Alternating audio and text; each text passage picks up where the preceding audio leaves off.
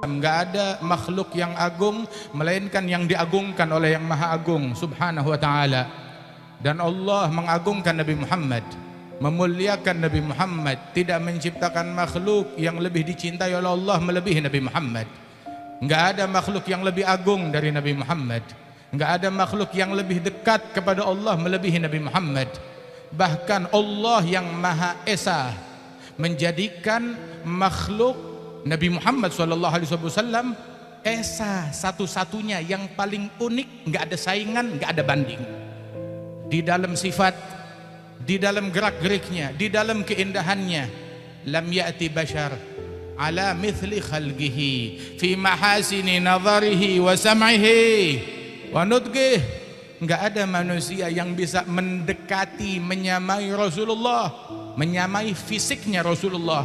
Fisiknya Rasulullah, enggak ada manusia yang bisa mendekati, menyamai fisiknya Rasulullah sallallahu alaihi wasallam. Di dalam keindahan beliau saat berbicara, saat menatap, saat mendengar, saat duduk, saat bersiwak, saat tersenyum, saat berjalan sallallahu alaihi wasallam. Sayyidatuna Aisyah diminta memberikan testimoni tentang hal yang paling unik, yang paling indah dari Rasulullah. Sayyidatuna Aisyah kebingungan, semuanya unik, semuanya indah, semuanya agung, semuanya istimewa sallallahu alaihi wasallam. Sampai dikatakan oleh para sahabat, lam ara qablahu wala ba'dahu mithlah.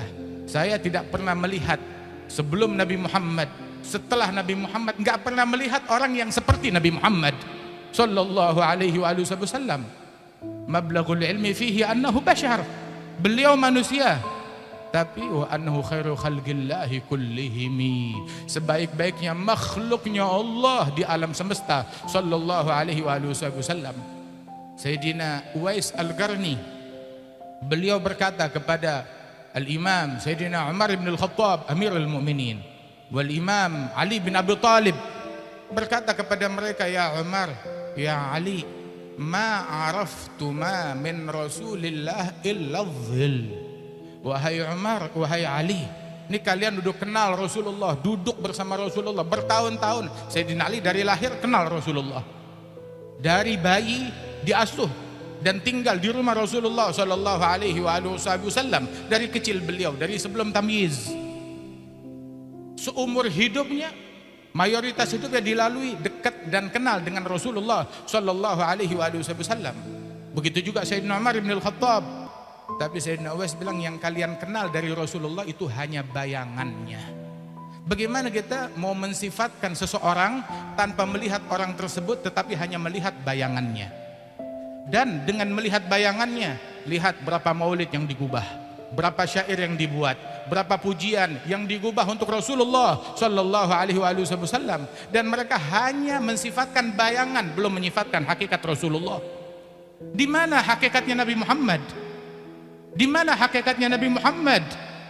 Mana aslinya Nabi Muhammad? Habib Ali bilang, fahuwal kanzul mutalsam alladhi lam yati ala fathi babi awsafihi miftah wal badru tim alladhi ya'khudhul albab idza sanahu lahalah. Beliau bagaikan peti pusaka yang ditutup dengan tabir. Peti pusaka, peti rahasia ditutup dengan tabir, terkunci, nggak ada kunci yang masuk, nggak ada seorang pun yang punya kuncinya. Syekhana Al-Habib Umar bilang, nggak ada seorang pun yang tahu hakikat Muhammad melainkan Tuhannya Muhammad.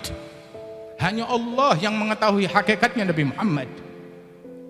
Sehingga wala nabi-nabi tahu hakikatnya Nabi Muhammad. Mereka tahu Nabi Muhammad makhluk yang paling afdal, tapi hakikatnya seperti apa? Wala nabi, wala malak mukarrab, wala Jibril, wala Mikail, wala Israfil mengetahui hakikatnya Nabi Muhammad sallallahu alaihi wasallam. Sehingga keindahan tersebut terkunci hanya Allah Ta'ala yang tahu. Dan hari kiamat adalah pesta untuk menunjukkan keagungan, kemuliaan, kehebatan, kemuliaan Rasulullah sallallahu alaihi wasallam. surga terlarang bagi siapapun sebelum Nabi Muhammad. Begitu mereka masuk, yang tertulis di pintu-pintu surga dan tiang-tiang surga, la ilaha illallah Muhammad Rasulullah sallallahu alaihi wasallam.